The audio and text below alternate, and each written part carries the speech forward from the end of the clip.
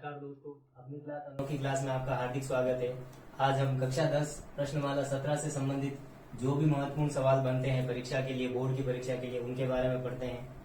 Video को अंत तक जरूर देखें और ये सवाल आपकी परीक्षा की दृष्टि से अत्यंत महत्वपूर्ण होते हैं, तो हम इन सवालों के बारे में पढ़ते हैं। हमारा पहला सवाल आज का जो है, हमें बारंबारता दे रखी है, बारंबारता बंटन और उसका माध्य दे रखा है और हमें अज्ञात बारंबारताएं ज्ञात करनी है। हमें यहाँ पर एक्स आई और एफ आई दिया हुआ है, तो हम यहाँ लिखें हमारे पास एक्स आई है और एफ आई है।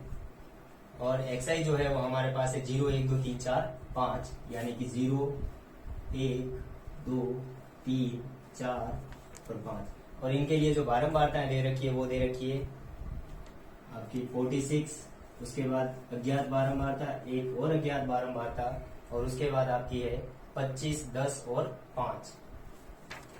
25 10 और 5। हमें ज्ञात करना है कि ये अज्ञात जो जगह है यहाँ पर बारंबारता क्या आएगी। तो मैं मान लेता हूं कि अज्ञात बारंबारता, माना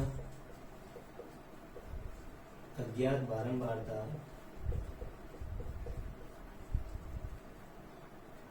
x व y है। और इस सवाल में हमें इसका माध्य दिया गया 1.46, यानी कि बंटन का माध्य हमें दिया गया है। बंटन का माध्य जो दिया गया है वो हमारे पास है 1.46, और हमें इस माध्य की सहायता से इन अज्ञात बारंबारता को ज्ञात करना है। तो अज्ञात बारंबारता मैंने मान ली x और y, यानी कि यहाँ पर मैं लिख दूंगा x और यहाँ पर मैं लिख दूंगा y। अब हम आगे की कड़ी में क्या करेंगे, तो एक्स आई एफ आई, यानी कि एक्स आई का गुना एफ आई के साथ करेंगे। तो जब 0 का गुना 46 से करेंगे तो 0 आ जाएगा, 1 का गुना x से करेंगे तो हमारे पास x आएगा, 2 का गुना y से करेंगे तो 2y आएगा, 25 का गुना 3 से करेंगे तो 75 आएगा, 4 का गुना 10 से करेंगे तो हमारे पास 40 आएगा, और 5 का गुना 5 से करेंगे तो हमारे पास 25 आएगा। इतना करने के बाद हमें जो करना होता है वो हमें निकालना होगा सिग्मा एफ आई, और यहाँ हमें निकालना होगा sigma F I x I. Sigma F I हमारे पास कितना हो जाता है, तो हम सबकी टोटल करें तो हमारे पास टोटल क्या आ जाती है, हम देखें तो 15, ये हो गया आपका 40, और इसमें अगर 46 जोड़े हम तो 86, यानी कि कितना हो जाएगा 86 प्लस एक्स प्लस वाई। इसी तरीके से हम इधर जोड़कर देखें कि हमारे पास सिग्मा एफ आई एक्स आई क्या होता है। सिग्मा का मतलब होता है जो टोटल दिया हुआ है इन सब का कुल योग। यहाँ हम देखें तो हमारे पास 75 और 25 हो जाते हैं 100, और 100 में हम जब 40 जोड़ते तो हमारे पास हो जाता है 140 प्लस एक्स प्लस 2y। अब हम आगे देखें सवाल में, तो इसके अतिरिक्त हमारे पास इस सवाल में एक चीज और दे रखी है, वो ये है कि बारंबारताओं का योग जो है वो है टोटल 200। यानी कि हम देखें सिग्मा एफ आई जो उसमें है सवाल में हमें दे दिया गया, सिग्मा एफ आई का मान हमारे पास है 200। हम यहां से देखें तो हम क्या लिखेंगे, 86 प्लस एक्स प्लस वाई का मान हमारे पास कितना हो जाएगा 200।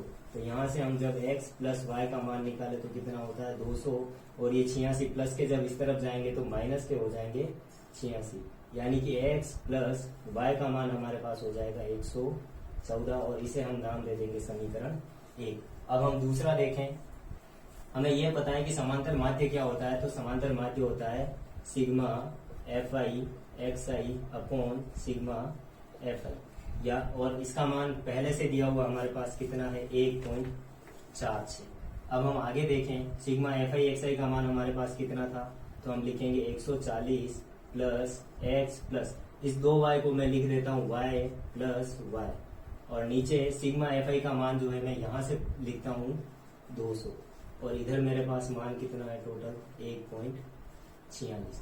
अब मैं समीकरण 1 से x प्लस वाई का मान जो 114 है मैं इस जगह लिखूं, तो मैं क्या लिखूंगा 140 प्लस 114 प्लस y यहाँ बच जाता है हमारे पास, और हम यहाँ लिखेंगे बटा 200 इक्वल टू 1.46। अब हम देखें 140 और 114 को जोड़े हम तो हमारे पास कितना हो जाता है 4 4 और 1 5, ये हो जाता है हमारे पास 254 प्लस y। और जो डिवाइड में जो संख्या है जो भाग में है, जब उसको बराबर से इस तरफ लाते हैं तो वो गुणे में चली जाएगी। तो हम क्या लिखेंगे 1.46 गुना आपका हो जाएगा 200। अब हमारे पास आगे क्या मिलेगा हमें, तो 254 प्लस y बराबर, इस पॉइंट में इन 2 जीरो के कारण इस पॉइंट को हटा दूं और 2 से गुना कर दूं तो क्या आ जाएगा, 6 इंटू 2 12, 4 इंटू 2 8 और हासिल आपका जो था 1, और ये हो गया आपका 2 इंटू 1 यानी कि 2। अब हम यहाँ से आगे देखें तो हमारे पास क्या आया था, 254 प्लस y बराबर 292। अब मुझे y का मान निकालना, मैं लिखूंगा y बराबर 292 माइनस 254। तो y का मान कितना आता है हम देखें, 12 में से 4 गए तो आपके 8, यहाँ हो गए 8, 8 में से 5 गए तो 3। y का मान हमें मिल गया 38। y का मान मैं समीकरण 1 में रखूं, y का मान समीकरण 1 में रखने पर तो मैं लिखूंगा x प्लस 38 बराबर 114।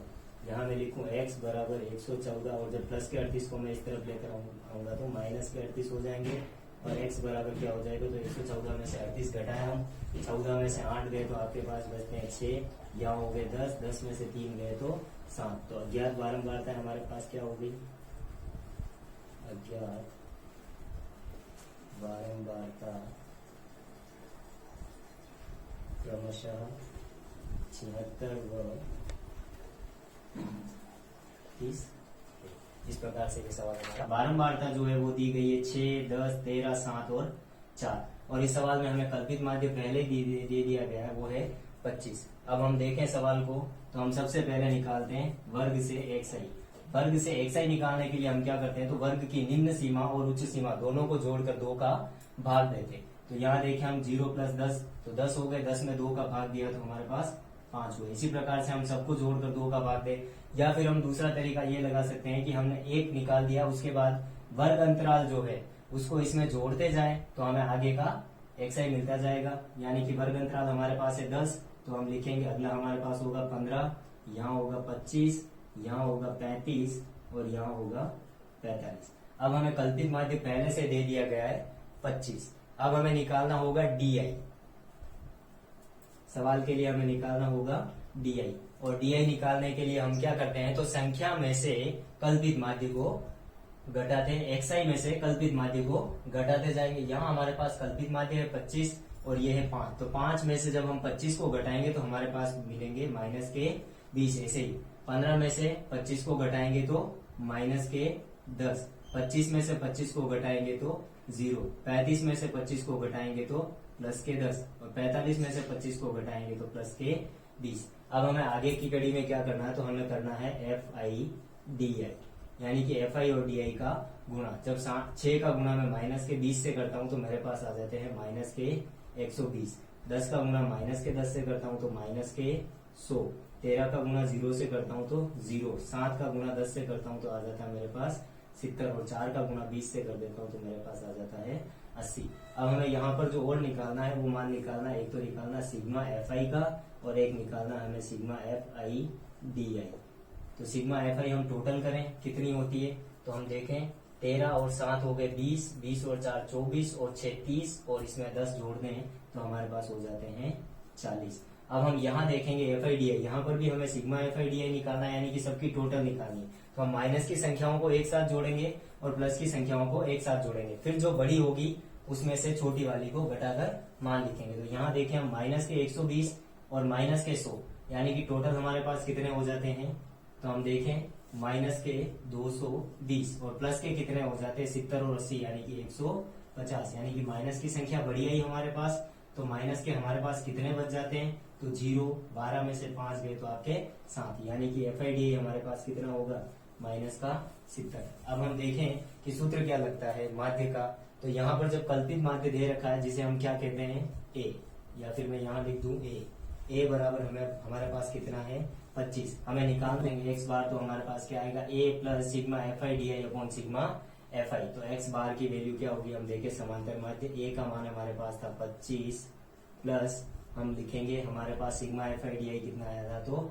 माइनस के 70 अपॉन सिग्मा FI का मान आया था हमारे पास 40। हम आगे देखें x बार कितना हो जाएगा, तो ये माइनस प्लस के 25 आके और 0 से 0 कट गया, और 4 का भाग जब माइनस के साथ में दिया जाएगा तो हमारे पास आएगा माइनस का 1.75। तो हम लिखेंगे माइनस 1.75, और x बार हमारा समांतर माध्य क्या हो जाएगा, तो 25 में से जब हम 1.75 को घटाएंगे, यानी कि 25 में से 1 घटाया तो हमारे पास आया 24, और 24 में से 0.75 को घटाया तो हमारे पास आया 23.25। इस प्रकार से हम आसानी से समांतर माध्य ज्ञात कर सकते हैं। अगला सवाल हम देखते हैं, माध्यक ज्ञात करना जिसमें हमें वर्ग दे रखा है और बारंबारता f दे रखी है। वर्ग दे रखा है 20 से 30, 30 से 40, 40 से 50, 50 से 60, 60 से 70 और 70 से 80, और बारंबारता दे रखी है 6, 20, 44, 26, 3 और 1। तो इसके लिए हम सबसे पहले निकालेंगे CF। माध्यक ज्ञात करने के लिए हमें निकालना होता है CF। CF क्या होता है, तो हम देखें बारंबारता 6, इस 6 में 20 को जोड़ेंगे तो हमारे पास हो जाएगा 26, 26 में 44 को जोड़ेंगे तो हमारे पास कितना होता है 70, 70 में हम 26 को जोड़ते हैं तो हमारे पास हो जाता है 96, और 96 में हम 3 जोड़ेंगे तो हमारे पास होगा 99, और 99 में हम 1 जोड़ेंगे तो हमारे पास होगा 100। और बारंबारता की टोटल को यहाँ जो लिखा जाता है वो लिखा जाता है n कितना हो जाएगा 100। इसके बाद हम देखें तो n/2 निकालना होगा हमें, n/2 यानी कि 100/2, 100/2 का मान कितना होता है 50। अब हमें आगे क्या करना होगा, तो 50 से ठीक बड़ी बारंबारता जो है वो अपनी यहाँ पर CF होगी। तो 50 से ठीक बड़ी बारंबारता हम लिखें, 50 से ठीक बड़ी CF क्या है हमारे पास, तो ठीक बड़ी CF है हमारे पास 70। और हम देखेंगे 70 के संगत वर्ग कौन सा है, तो हम लिखें 70 के संगत वर्ग। तो 70 के संगत वर्ग जो है वो है हमारे पास 40 से 50। अब हमें इस सवाल में चाहिए और क्या क्या चाहिए हम देखें, तो पहले हम देखें कि इसका सूत्र क्या होता है, उसके अनुसार ही हम देखें। माध्यक m बराबर होता है n/2। पहले हमें लिखना होगा L plus n/2 minus C/F into आपका जो है H। यहाँ पर हम देखें हमने क्या क्या निकाल दिया, n/2 का मान हमने निकाल दिया। इसके बाद हमें बाकी सारे मान निकालने हैं, तो हम देखें L क्या होता है, तो L जो होता है वो होता है इस संगत वर्ग की निम्न सीमा। संगत वर्ग की निम्न सीमा यानी कि छोटी वाली सीमा क्या है, तो हमारे पास हो जाएगी 40। इसके बाद हम देखें कि C का मान क्या होगा, तो C का मान जो होता है वो CF से ठीक ऊपर वाली बारंबार CF जो है वो, तो 70 के ठीक ऊपर वाली CF क्या है 26, तो C का मान हमारे पास हो जाएगा 26। इसके अतिरिक्त हमें और क्या चाहिए, तो हमें चाहिए F क्या होगी, तो हम देखें F यानी कि इस वर्ग की जो बारंबारता है वो होगी हमारे पास F। वर्ग की बारंबारता हमारे पास यहाँ कितनी है 44, तो F का मान हो जाएगा 44। और H होता है वर्ग अंतराल, तो वर्ग अंतराल कितना है हम देखें 20 से 30 यानी कि वर्ग अंतराल है 10। अब हम इन सारी चीजों को इस सूत्र में अप्लाई करें तो हमारे पास माध्यक क्या आता है, देखिए हम m बराबर L का मान हमने कितना निकाला था 40 प्लस n/2 का मान हमारे पास था 50 माइनस C का मान हमने देखा था 26 अपॉन F का मान हमने लिखा था 44 गुणा H का मान हमारे पास 10। हम देखें माध्यक m बराबर क्या हो जाता है, तो 40 प्लस 50 में से 26 को घटाया जाएगा तो हमारे पास क्या बचेगा 24 अपॉन 44 और गुना 10। हम इसको सरल करके देखें तो 40 प्लस 24 में हम 4 का भाग दें तो कितनी बार जाएगा 6 बार, और 44 में 4 का भाग दें तो कितनी बार जाएगा 11 बार, और गुना का 10। अब आगे देखें तो 40 प्लस 6 का गुना 10 से 60 अपॉन 11, तो हमारे पास क्या मान आ जाता है 40 प्लस जब 11 का भाग 60 में देंगे हम तो हमारे पास आएगा 5.45, यानी कि 5.45 नहीं 4-5 दशमलव के बाद संख्याओं को अलग अलग बोला जाता है, इसलिए हम बोलेंगे 40 प्लस 5.45। तो टोटल हम देखें कितना हो जाएगा तो 45.45। इस प्रकार से हम माध्यक ज्ञात कर लेंगे।